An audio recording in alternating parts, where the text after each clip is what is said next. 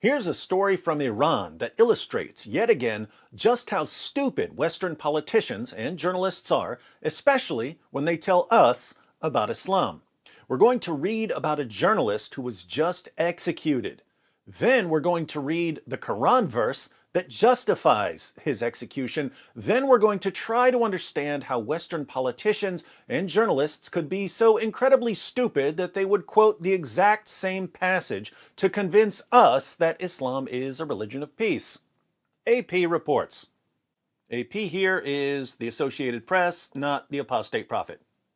Iran on Saturday executed an exiled journalist over his online work that helped inspire nationwide economic protests in 2017, a little more than a year after authorities tricked him into traveling to Iraq, where he was abducted. So, this journalist had fled to France, but the Iranian government tricked him into traveling to Iraq, and that's where they kidnapped him and brought him back to Iran. Ruhollah Zam, 47, was one of several opposition figures successfully seized by Iranian intelligence operatives abroad in recent months as Tehran struggles under the weight of U.S. sanctions.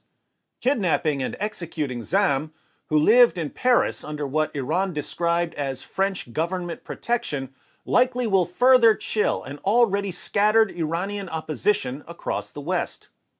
It also comes as Iran tries to pressure France and other European nations over the collapsed atomic accord in the waning days of President Donald Trump's administration. The execution drew immediate international condemnation. This is a barbarous and unacceptable act, the French Foreign Ministry said in a statement, which also condemned the execution as a grave blow to freedom of expression and media freedom in Iran. The German Foreign Ministry expressed shock about the circumstances of Zam's conviction and what it described as his abduction from abroad. Canada condemned Zam's execution, saying journalists perform essential work and that Ottawa would hold Iran accountable for its violations of human rights. Diana El-Tahawi of Amnesty International said Zam's execution is a deadly blow to freedom of expression in Iran and shows the extent of the Iranian authorities' brutal tactics to instill fear and deter dissent. Iranian state television referred to Zam as the leader of the riots in announcing his execution by hanging early Saturday. In June, a court sentenced Zam to death, saying he had been convicted of corruption on Earth, a charge often used in cases involving espionage or attempts to overthrow Iran's government. That's what I wanted you to see. He was sentenced to death for corruption on Earth, and this charge is often used in cases involving espionage or attempts to overthrow Iran's government. It's actually used in various Muslim countries to execute people for all kinds of crimes. So, where does this charge of corruption on Earth come from? Well, it comes from the Quran in the exact same passage that politicians and journalists quote to show us that Islam doesn't allow killing. For years, whenever there was an Islamic terrorist attack, politicians and journalists would assure us that the terrorists had violated the clear and peaceful teachings of the Quran because the Quran claims that if anyone kills a man, it's as if he's killed all mankind. For some reason, they would leave out the fact that this was a Jewish teaching taken directly from the Talmud and that the very next verse in the Quran commands Muslims to kill people. Let's read the passage, Surah 5, verses 32 to 33. For that cause we decreed for the children of Israel, that part always gets edited out when politicians and journalists quote this verse. This is something that the Jews of Muhammad's time were teaching. It's from Mishnah Sanhedrin. For that cause we decreed for the children of Israel, that whosoever killeth a human being for other than manslaughter or corruption in the earth, it shall be as if he had killed all mankind. And whoso saveth the life of one, it shall be as if he had saved the life of all mankind. Our messengers came unto them of old with clear proofs of Allah's sovereignty, but afterwards, lo, many of them became prodigals in the earth. So, 532 was a teaching for the Jews. The next verse is a teaching for Muslims. The only reward of those who make war upon Allah and His Messenger and strive after corruption in the land will be that they will be killed or crucified or have their hands and feet on alternate sides cut off or will be expelled out of the land. Such will be their degradation in the world, and in the hereafter theirs will be an awful doom. How in the world does a person make war upon Allah? By going against His messenger and by striving after corruption in the land.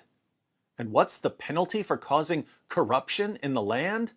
Well, it depends on the severity of the corruption, but the possible penalties include execution, crucifixion, dismemberment, and exile. Notice how dangerous this is.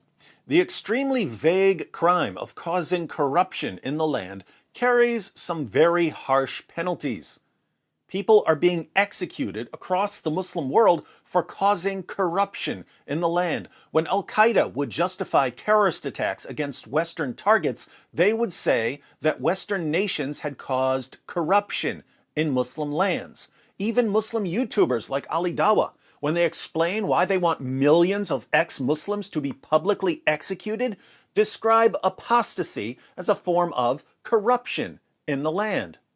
There's a reason why there's a capital punishment, because people like you, little weaklings who leave their religion and cause corruption in the land by spreading it, corruption in the land by spreading it, corruption in the land by spreading it, the capital punishment in Islamic law would be applied to you. We have no doubt, and we're proud of that.